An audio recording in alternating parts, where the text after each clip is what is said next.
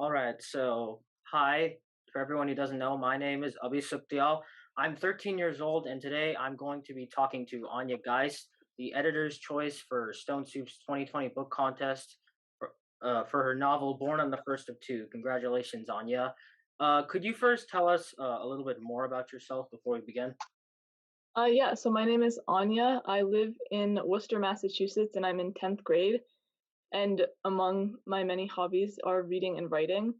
And yeah, I'm really excited for my book to be published. Okay, so before we talk about your novel, I want to ask you first about your internship experience at Stone Soup. What did you enjoy most about being an intern so far? I think I really enjoy just the sense of like being a part of this organization and just like helping to actually achieve something and put things out there. I also really liked being able to engage with people through book club or through the flash contest. So overall, it was just a really cool immersive experience. So, what have you been doing so far as an intern right now? Have you been doing any book clubs or helping out the Stone Soup team with the blogs that are being posted? So I actually am not an intern anymore. I just finished my internship like a month ago. But up until then, yeah, I was helping to run book club first weekly and then monthly once it switched over to a monthly system. And I was helping to produce the writing workshop posts and upload the writing that people sent in. I helped with flash contests and creating writing prompts. And I did a series of interviews, including one with you last summer, as well as a few this summer, I think, among some other things. Yeah. Well, that sounds great. And what was it like working for Stone Soup versus like contributing to Stone Soup? Um, I did not realize how much work exactly went into running an organization or being a part of a literary journal. So that was definitely an eye-opening experience. And I think what was really cool is that I just got to meet the people a lot better. Like I think when you interact with an organization through like publishing through them, you don't really get to see the people as much. So this way I got to meet everyone and learn who they all are. So the connections I made were really cool. Nice. Okay. So now we'll move on to your book, Born on the First of Two. So the first question I have is that your novel seems to be the fantasy genre with like some sci-fi and futuristic elements in it. Is fantasy your favorite genre? And if so, why is it? I think it's definitely one of my favorite genres. I don't know if it's exactly my favorite anymore, but I definitely enjoy it. I really like how you can like just create a whole new world and just let your imagination go crazy with fantasy. I think that's really cool. Yeah. Is Born on the First of Two your first fantasy book? Like so Yeah. far, did you write like a couple like short stories beforehand or something like that? I've written a few short stories that are kind of fantasy or sci-fi, and like when I was 8, I started writing a book that was kind of fantasy, but I never really finished it. So yeah, this is my first real book, and this is definitely my first real fantasy project. Nice. Okay. What are your favorite like fantasy books in the genre?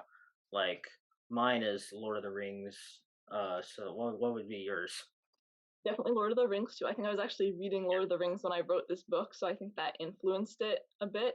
Also just Percy Jackson, Harry Potter. Was definitely obsessed with those back in like elementary school and middle school, and they've definitely influenced the way that I write, like the stories that I come up with, and also just the actual style of writing. How those authors write has been very impactful.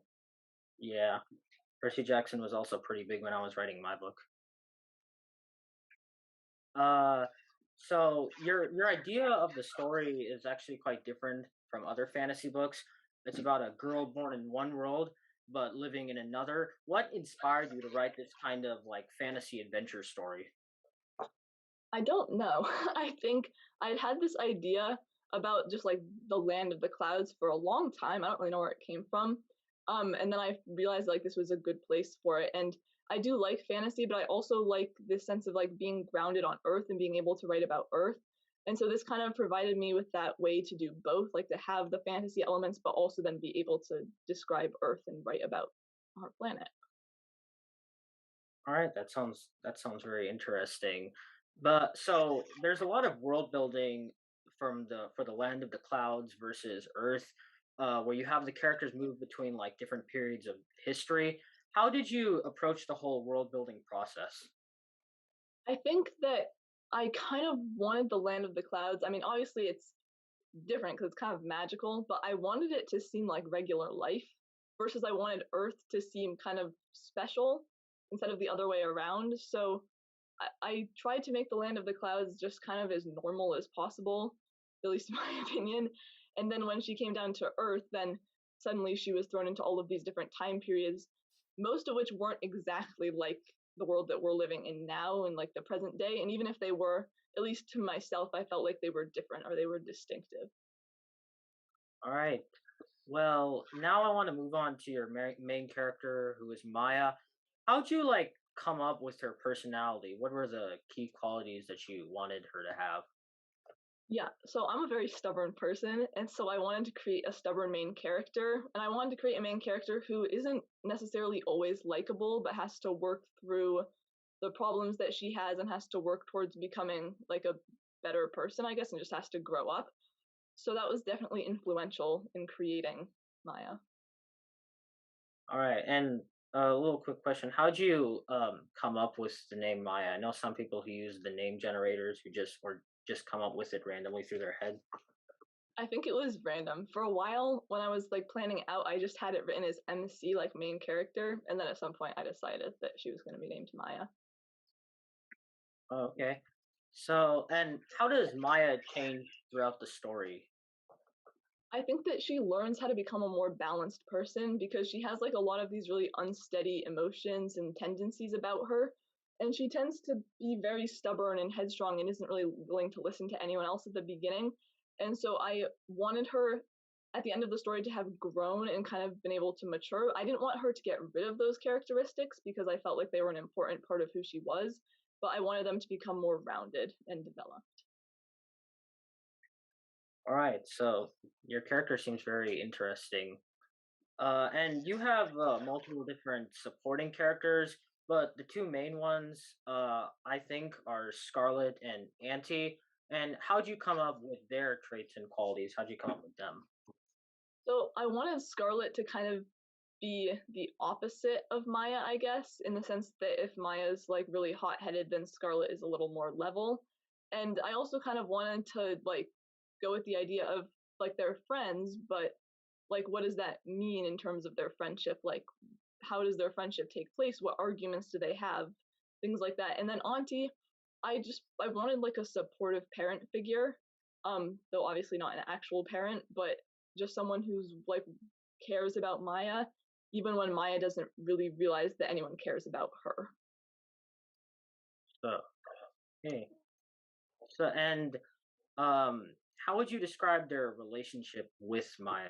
Would you say it's strong, still developing a little? I would say that they both definitely have like a strong relationship with Maya. I would say that Auntie's is probably the most powerful because it is kind of a parent-child relationship, and Scarlet's is a little more turbulent friendship. But yeah, I would say they both have a very strong relationship to Maya. Oh, nice. And did for Scarlet and Auntie, did any like real life people you've met or anything that happened in your life affect who they were as people?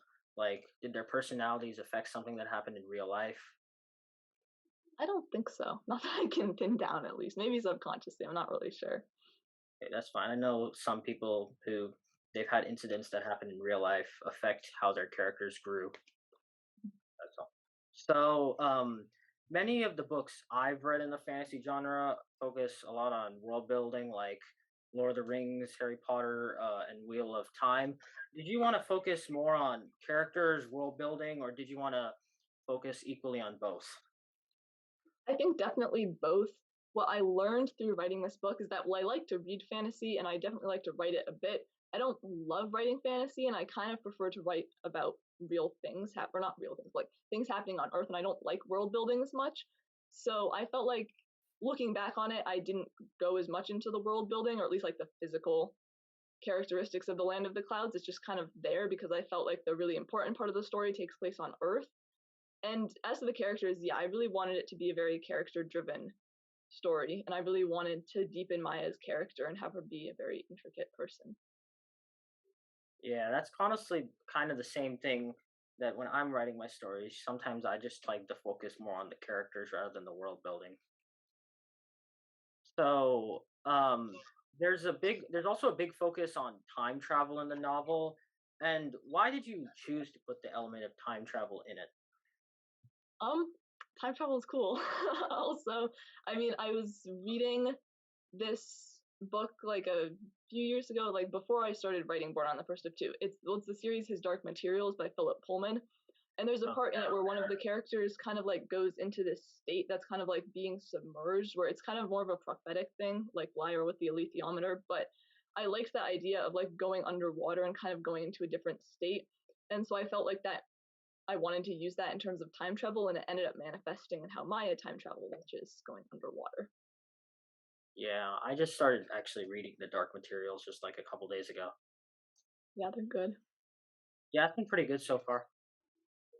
And how did you figure out the different ways in which the characters would be able to travel through time? Like, how did you create that whole time travel mechanic? Um, you mean like the different like scenes that they see, like when they're going to time Yeah, travel? like in some stories, when they're time traveling, like they instantly travel back through time. But in your story, they kind of like see multiple different things before they finally go back to the time in which they wanted to go back to. Yeah, I guess I kind of like seeing history as a story, and so they're kind of traveling throughout this story, so it made sense to me that they would see other things happening in the story. And as like the actual way that they time travel, like I mentioned, Maya time travels by kind of being underwater almost is what it feels like to her. And so obviously that came from his dark materials. And then I realized that I wanted for all the other characters for it to kind of maybe like represent their characters a little bit in terms of the setting that they see. So yeah. Okay, nice. Now I don't want to give any spoilers for the book, but could you tell us the key messages or message that you wanted to the reader to take away from the story? Yeah, I think I really wanted to focus on themes of just kind of growing up and like also just figuring out what your place is in this world, because I think that's something that I wanted Maya to struggle with as a character, is feeling like she's grown up in the land of the clouds, but she doesn't necessarily feel like she belongs there. And so how can she manage this like balance between Earth and the land of the clouds, all while like trying to tackle a big organization? Um, but yeah, so I guess I just wanted to focus on growing up and figuring out what your place is in the world and where you think you belong. All right, nice. And what was the writing process like for you? Did you have to go through many drafts to finish the story? Um, no, I mean, yes, ultimately, but not at the beginning because I didn't want to do that much revisions because I didn't feel like it. I kind of wrote the bulk of it like in the spring of 2020, and then I let it sit for a few months, and then I asked a few people like my grandfather, my uncle, a close friend to read it, and I took their advice and kind of did some revisions, though it was kind of minimal revisions because I didn't have a ton of time and I didn't feel like I necessarily wanted like to commit to going that deeper into the story because I kind of liked it how it was. And then obviously I submitted it, and then I worked with Emma throughout the spring of this past year to like really edit the book. And so that was like the first real editing experience that I've had, and that was definitely very valuable. So I'm guessing your grandpa and your and Emma helped you out in writing the story and developing it. I would say it was kind of different roles. Like the people from my life who I had to read it at first, it was more like small things, and that was definitely like very helpful and supportive. And for Emma's, it was kind of larger scale and just looking at like how the story can flow better and how to reword certain passages, things like that. So she just kind of helped with the finishing touches. Mhm. Yeah, definitely. All right. Well, that's about all the questions I have for today. But before we leave, I just want to say, is there anything I we have not talked about which you would like to share about your book? Did I miss anything? I don't think so. Nothing. No. Okay. Well, congratulations again on winning the Editor's Choice Award. I know the book must have taken a long time to write. I hope everyone gets a chance to read and enjoy the novel when it's officially released on December 1st. You can pre-order the book right now on the Stone Soup store, and Thanks for letting me do this interview with you again. Yeah, thank you. This was really fun. You're a great interviewer.